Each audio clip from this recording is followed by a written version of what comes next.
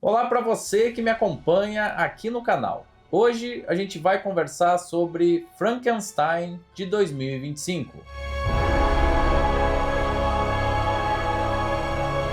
A Netflix não esconde de ninguém o desejo de finalmente vencer um Oscar de melhor filme. E pelo menos desde o final dos anos 2010, vem apresentando títulos de prestígio que até chegaram perto disso, ou pelo menos receberam uma quantidade grande de indicações nas mais diversas categorias. 2025 frustrou os executivos da empresa pela receptividade fraca de Jay Kelly, então todos os esforços de campanha acabaram indo para a adaptação de uma das mais fundamentais obras literárias do horror.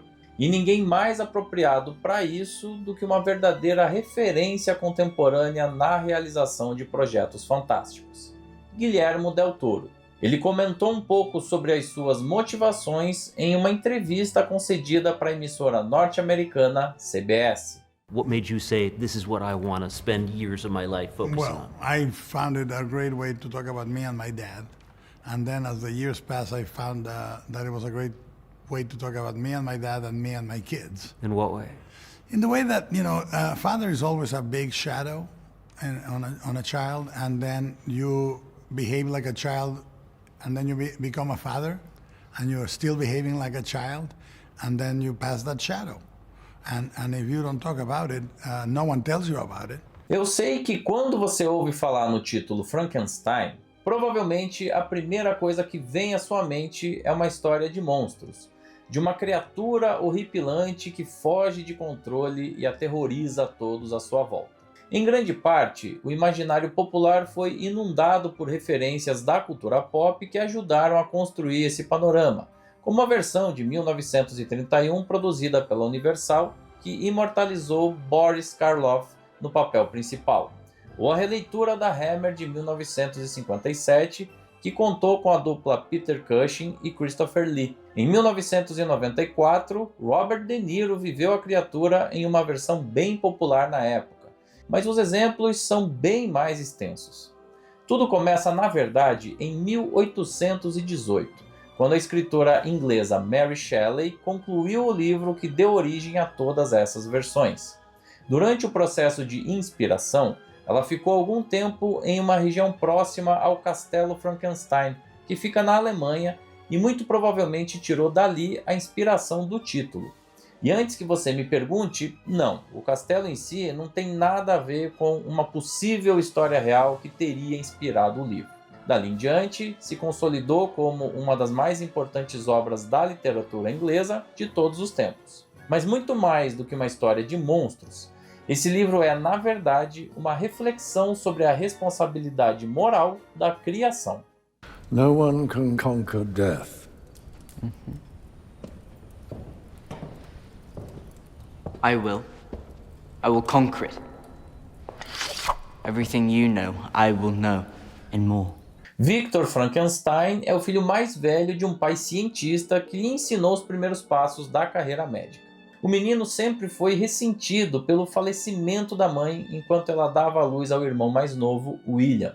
Tendo para si mesmo o objetivo de, entre aspas, curar a morte, ele se torna um cirurgião ao mesmo tempo brilhante e arrogante, que é expulso pelos próprios colegas de profissão depois de conduzir experimentos de reanimação em cadáveres. Acontece que um comerciante de armas chamado Heinrich Harlander assiste uma das suas apresentações e fica muito impressionado, oferecendo a ele recursos ilimitados para seguir com os seus estudos. Sem ter muita escolha, ele aceita a proposta e constrói um laboratório em uma torre isolada com a ajuda do irmão. É nesse momento também que ele tenta se aproximar da Elizabeth, que é sobrinha do Harlander e noiva do irmão William, mas ela freia as suas investidas. O tempo passa até que o Harlander começa a ficar impaciente com a demora no progresso dos estudos e exige algum resultado prático no prazo de uma semana. Pressionado, o Victor junta pedaços de corpos de criminosos e soldados para tentar uma reanimação, até que finalmente o Harlander revela o seu desejo de fato: ter o seu cérebro transplantado para o corpo da criatura, já que ele estava morrendo de sífilis. Eles entram em conflito, chove muito e um raio atinge a torre.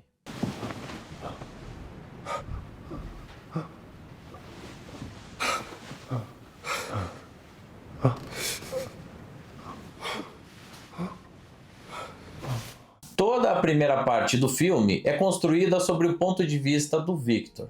É aqui que o espectador é apresentado ao excelente Oscar Isaac, que entrega uma interpretação excepcional de um sujeito tomado pelo ego, pela cegueira e pela cólera. Depois de tanto tentar curar a morte, ele finalmente tinha conseguido ver a sua criação com vida. Era um ser forte, com alta capacidade de cicatrização e que até sabia dizer o seu nome. Num primeiro momento, ele fica extasiado, mas esse sentimento dá lugar à frustração pela falta de desenvolvimento intelectual da criatura, que só repetia o nome dele, Victor, Victor, de forma automática, sem objetivo específico. O relacionamento se deteriora, o cientista fica impaciente, violento e passa até a rejeitar o que antes era motivo de orgulho. Perceba o quanto faz sentido agora a declaração do Guillermo del Toro que você viu no início desse vídeo. No fundo, toda a linha narrativa é construída a partir da premissa pai e filho, desse relacionamento entre dois imperfeitos cuja simbiose é inequívoca. Para uma criança, o pai vai ser sempre um modelo, uma inspiração, uma figura de autoridade e de formação de caráter. Então, as influências recebidas por ele vão ser necessariamente um molde de formação moral que um dia também serão repassados para a próxima geração. Como consequência disso, criar um ser não é algo automático. Exige uma responsabilidade que nem todos podem ter. E a negligência desse fator pode gerar consequências imprevisíveis. E claro, o espectador vê o resultado disso tudo na segunda parte do filme, que muda o ponto de vista para o olhar da própria criatura. These people possessed a sound, used it to tell each other about feelings and ideas. They called them words. Acolhido por um patriarca cego que lhe ensina a ler e falar, a criatura se sente acolhida e passa a se comportar de forma dócil e cooperativa. O rótulo de monstro estava na aparência, não no comportamento. Uma diferença brutal da época na qual ele ficava sob os cuidados do Victor. E é exatamente aqui que o filme sedimenta os princípios da obra de Mary Shelley. Primeiro, a criatura não é violenta nem perigosa na sua gênese. Ela desenvolve essas características pela forma como é tratada pelo criador e rejeitada pela sociedade. Trata-se de uma subversão clara à própria ideia de monstruosidade, já que a aparência da criatura não reflete a sua verdadeira essência. Foram as características do meio que a fizeram reagir dessa maneira. Você já ouviu falar que o homem é fruto do seu meio? Pois é. Esse conceito foi defendido por diversos filósofos e sociólogos ao longo dos tempos, e é uma das premissas desse raciocínio. Segundo, o isolamento conduz à tragédia. Repare como tanto o Victor como a criatura são figuras incapazes de estabelecer vínculos saudáveis. Isso gera em ambos uma noção de não pertencimento e, inevitavelmente, os conduz à tragédia. Terceiro, todo e qualquer ato traz consequências irreversíveis. E não adianta tentar fugir deles, porque no final das contas isso só amplia o sofrimento. Como a gente vê mais para frente, criador e criatura se reencontram de forma nem um pouco amistosa, afetando a vida de dezenas de outras pessoas. Nessa altura do campeonato, a culpa e o arrependimento não servem de nada. O ato motivador foi praticado lá atrás. E são todos esses elementos anteriores que nos trazem ao X da questão. Toda e qualquer criação carrega consigo uma responsabilidade moral extrema, que exige ética e comprometimento. Mary Shelley usou a ciência como vetor para demonstrar isso, mas a formação de crianças e jovens no dia a dia segue o mesmo conceito. I remember fire and water and sand under my feet. É importante frisar que o Guillermo del Toro fez alterações significativas na história original, então essa não é a versão mais fiel possível em relação ao livro.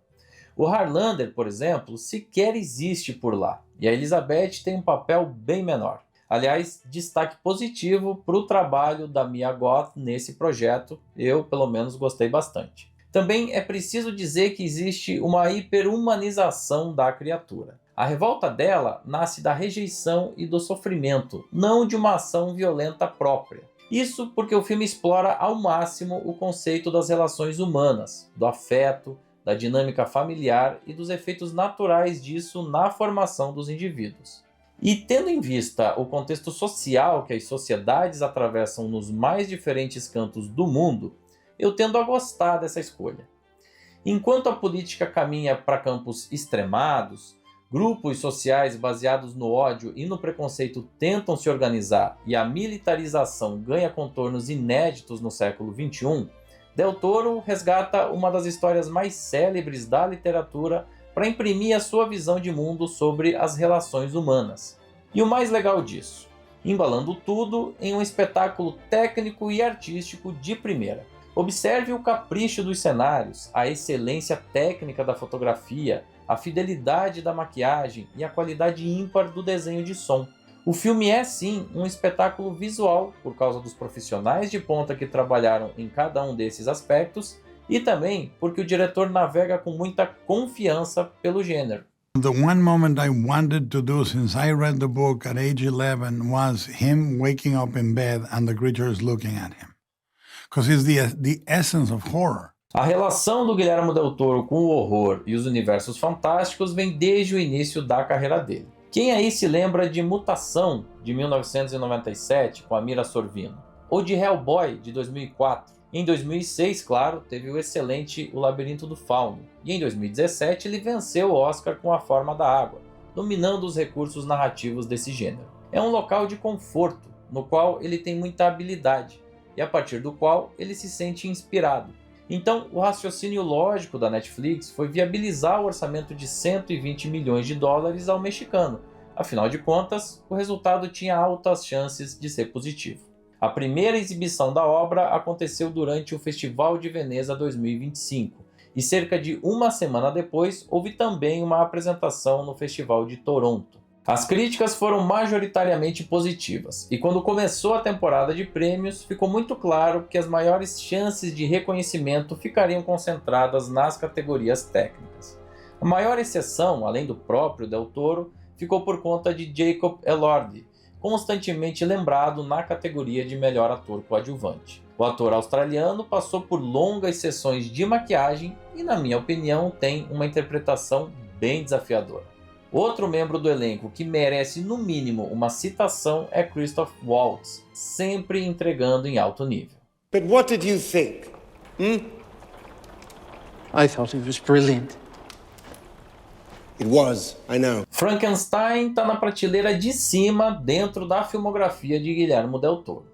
Certamente foi um dos filmes que eu mais gostei em 2025 por conta da excelência técnica, dos visuais bem trabalhados, do elenco entrosado e principalmente da abordagem de uma das histórias mais importantes da literatura mundial de forma respeitosa e ao mesmo tempo autoral, ajustada à visão de um diretor especializado nos universos fantásticos.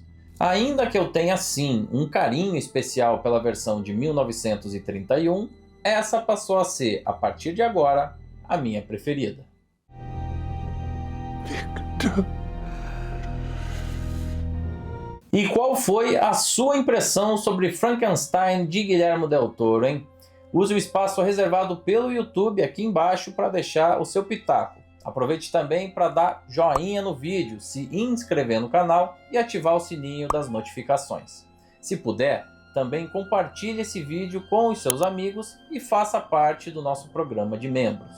A gente segue analisando em detalhes todos os indicados ao Oscar de melhor filme pela Academia, sendo que a próxima sessão vai ser sobre uma outra adaptação, Bugônia.